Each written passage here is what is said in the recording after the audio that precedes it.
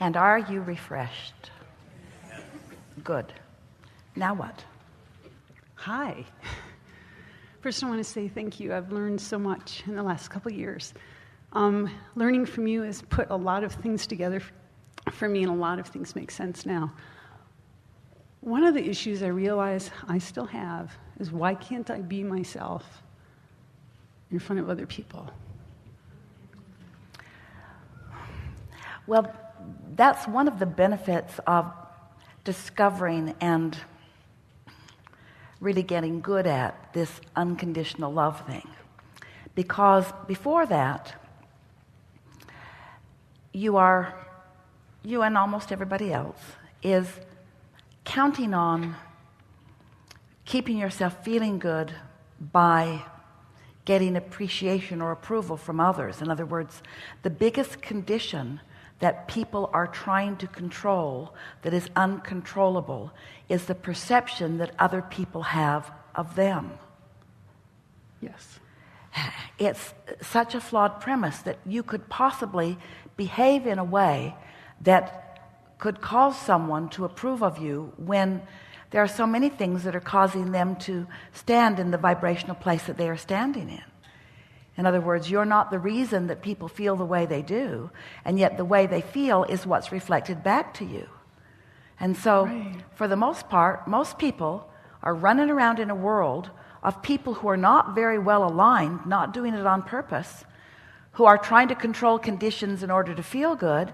So you came into a world where a lot of people said to you, you need to be this way so that I can feel better, and you need to be this way so that I can feel better. And the problem is, they all need you to be just a little different way. And after a while, you get a little insecure. Yes. Because while you're pleasing that one, you're not pleasing that one, and while you're pleasing that one, you're not pleasing that one, and while you're pleasing that one, and you're not pleasing that one. And then pretty soon you just start accepting or saying about yourself that you're just not good at this because you can't control the way people perceive you, and it's because you're looking for love in all the wrong places, you see. Yes. When you realize that Source is right there with you, and you tune yourself to the frequency that allows you to fill up with that, now you're steady and you're sure. So what was your original question? The issue is, why can't I be myself in front of other people? Because you have allowed yourself to believe that you need to be the way they need you to be so that they can feel better. And that's more important to you than you feeling the way you need to feel in order for you to fill up with the alignment that is really you. It's clear, isn't it? Mm-hmm. And you see, it's not just others doing it to you, it's you doing it to others also. Yes. In other words, you're sort of training each other in a very conditional living by responding to this when it feels good in a positive way and responding to that when it feels bad in a negative way. And so now you're all just kind of trying to scramble around and control conditions that you can't control, and you're all blaming each other for the way you feel. Yes. You're a little hard on yourself, too. Very. Yeah, so stop it. Okay. Well, that makes sense, doesn't it? It does. Makes sense. And can't you feel a sort of resolution in it? So let's say that you are feeling self-conscious because there is someone not in alignment who is looking at you with a critical eye. And you believe that you need to do something to soothe their critical eye. They need to do something to soothe their critical eye. What a concept. Well, it's the only place that freedom will ever come from. You will never feel free until you are free of trying to control the way others feel about you, which is uncontrollable. Because there are too many moving parts in their life experience. You cannot control their perception of you because you cannot control their perception. How about that? You can't.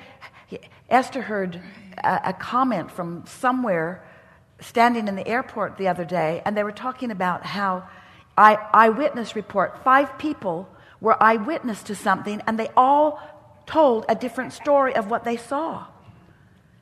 And it isn't because they're liars, just that one. It's because their perception was their perception, that you see through your perception, you see.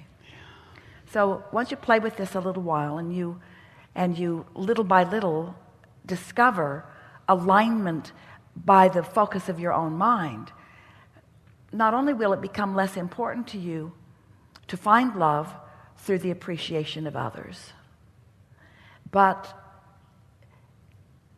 you will be a flower of that unconditional love. Think about it, both in the way it comes to you and in the way it flows from you. Imagine practicing yourself into alignment. Let's say you got up. Well, let's start in a different place. Let's say you realized that while you slumber, your momentum stops. So you put yourself in your bed and you look forward to that sort of reset button. You look forward to waking up in that fresh place. And then you wake up in the morning and you feel pretty good, and you get something to eat, and then you sit and you quiet your mind and you put yourself in a nice place of alignment. And now you sit and you write some emotional words just to tune to them. Words like fun, words like free, words like clarity. Clarity is Esther's favorite word, because to feel clear is to feel in alignment.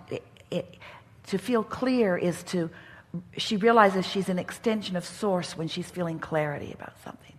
So she will sit and just write words like that: clarity, freedom, fun. And many times she will repeat the same word over and over again. She'll just fill the page with those good feeling words until she's got that vibration going on around her. So then imagine being in that place where you're in a good place. You are experiencing unconditional love. There has not been one condition that you needed to be a certain way in order to feel this way. You just woke up and you didn't get in your own way. You woke up and you didn't introduce any conditions that would hinder it. Maybe that's why you want to go away for 11 days. You wake up, and you feel in alignment.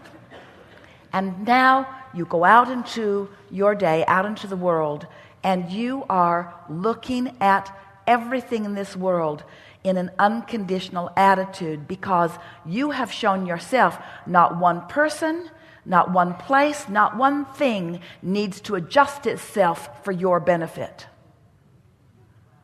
You are a perpetuator of unconditional love. You look out into the world and you look at the people, and you don't need anybody to be different in order for you to feel good. Oh, what freedom that is. Do you realize how beautiful the world will be? No one needs to be different in order for you to maintain this alignment. Yeah. And then that one walks in, does what that one always does, and you wish they'd go away.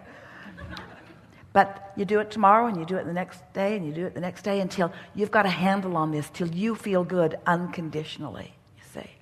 So not only do you receive the benefit of feeling good, not only does your point of attraction shift so that good feeling things are surrounding you, but you are a perpetuator of this unconditional love, because you aren't making demands on anyone or anything to be different than it is. And that, feel this. Feel the power in this. This is a bonus that you've been looking for, that you didn't expect to get in this way. But consider this.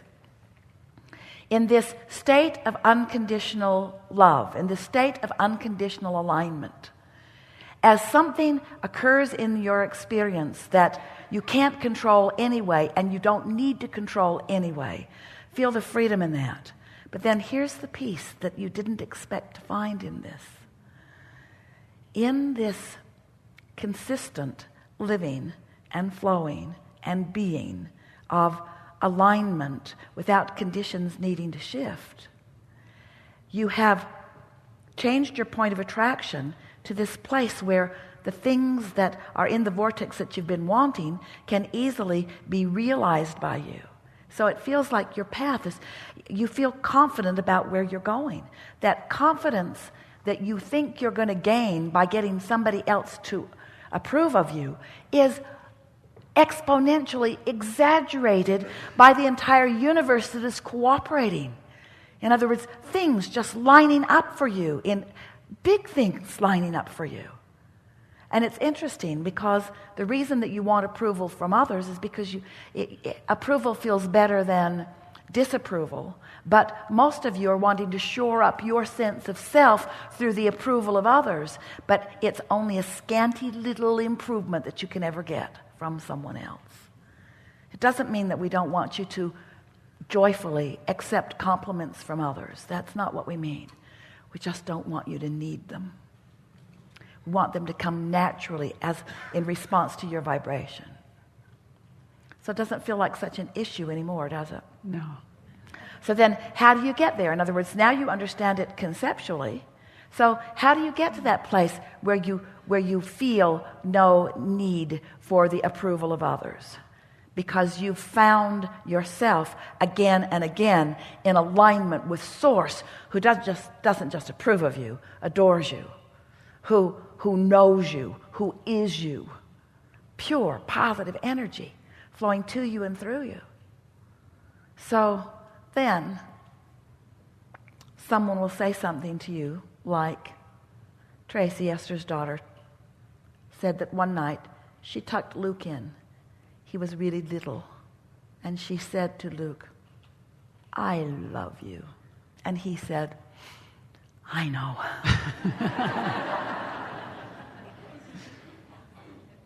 I know. Because that's what you're demonstrating. That's who you are. That's what you're not counting on words to... Don't you know I love you? Those words don't really match the energy that you're projecting. But when the energy that you're projecting matches the words that you're offering, oh, what an impact you have. Yeah. Thank you. Yeah.